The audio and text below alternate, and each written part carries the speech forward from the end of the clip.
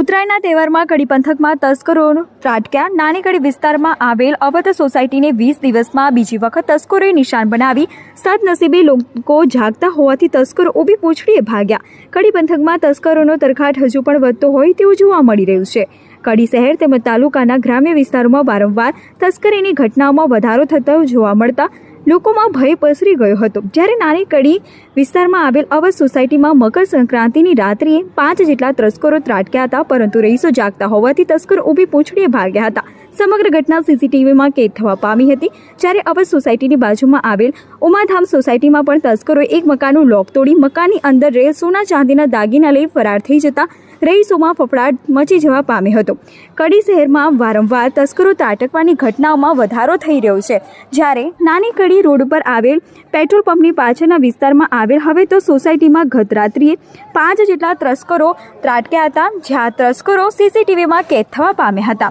20 દિવસ પૂર્વે સોસાયટીમાં તસ્કરો ત્રાટક્યા હતા અને સીસીટીવીમાં કેદ થયા હતા, જ્યાં એક મકાનનું લોક તોડી રકમ અને સોના ચાંદીના દાગીના લઈ ફરાર થઈ જતા કડી પોલીસે જે તે વખતે દાખલ કર્યો હતો, પરંતુ ફરી એક વખત એ જ સોસાયટીની નિશાન બનાવી હતી, જ્યાં થોડાક સમય અગાઉ ચોરીની ઘટના બનતા સોસાયટીના રહીશો દ્વારા અલગ અલગ ગ્રુપ પાડીને રોજ રાત્રે રહીશો જાગતા હતા, જેથી ગત રાત્રિએ ચોર આવી પહોંચ્યા હતા અને રહીશો જાગતા તસ્કરો ઊભી પૂંછડીએ ભાગ્યા હતા। રહીશો દ્વારા તેઓનો પીછો કરવામાં આવ્યો હતો, પરંતુ ચોરો હાથમાં ન આવતા સોમવારે રહીશો કડી પોલીસ મથકે દોડી ગયા હતા અને કડી પોલીસે ને રજૂઆત કરી હતી। તેમજ વારંવાર ચોરીની ઘટનાઓ બને છે તો કડક હાથે કાર્યવાહી તેમજ પેટ્રોલિંગ વધારવા રજૂઆત કરવામાં આવી હતી।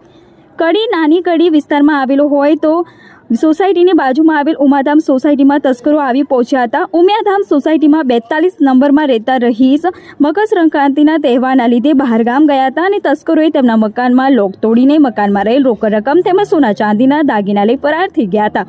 જ્યાં સોમવારે તેઓ ઘરે આવતા તેઓને માલુમ પડ્યું હતું કે તેમના ઘરમાં ચોરી થઈ છે, જ્યાં તસ્કરોએ 2 સોસાયટીની નિશાન બનાવતા લોકો ભયના ઓઠા હેઠળ જીવી રહ્યા છે। તેમજ રહીશોનું કહેવું છે કે પોલીસ દ્વારા કડક હાથે નાઇટ પેટ્રોલિંગમાં વધારો કરવામાં આવે તેવી લોક માંગણી ઉઠવા પામી છે। તમારું નામ શું, ક્યાંના રહેવાસી, શું ઘટના બની? મારું નામ પટેલ વિપુલભાઈ એમ છે, અવધ બંગલોસ મકાન નંબર 8 માં રહું છું।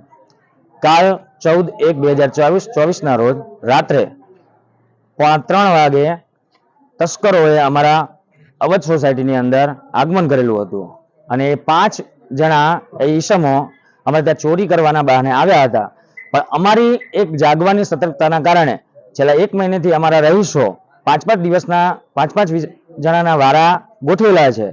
એના જ કારણે એ ભાગી છૂટ્યા અને એ ભાગીને પાછળના જે ખેતર છે ઉમાધામનું એની અંદરથી ફરાર થઈ ગયા છે।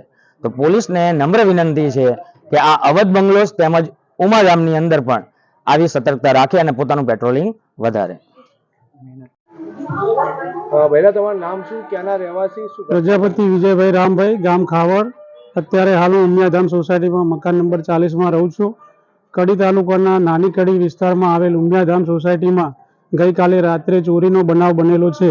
આ વિસ્તારમાં અવારનવાર આવા ચોરીના બનાવો બનતા હોય છે, ત્યાંથી તેના રહેવાસીઓ હંમેશા ભયના માહોલમાં રહેતા હોય છે। તો ગઈકાલે અજાણ્યા ઈસમો દ્વારા ઉમિયાધામ સોસાયટીના મકાન નંબર 42 નંબરના મકાનમાં ચોરીનો બનાવ બનેલો છે। ત્યાં તેઓએ ચોરીમાં કોઈ ચાંદીની શેરો અને રોકડ રકમની ઉઠાંતરી કરેલ છે। તો અમારી સોસાયટીના તમામ રહીશોની પોલીસને એક નમ્ર વિનંતી છે કે અહીંયા ખૂબ કડક કાર્યવાહી કરે, સખત પેટ્રોલિંગ કરે, જેથી કરીને આ વિસ્તારના રહેવાસીઓમાં જે ભય અને ડરનો માહોલ બને છે તેમાંથી તેઓ મુક્ત થઈ શકે અને શાંતિથી રહી શકે। તો કડી પોલીસને નમ્ર વિનંતી છે કે તેઓ આ બાબતે કોઈ ચોક્કસ પગલાં લેશે।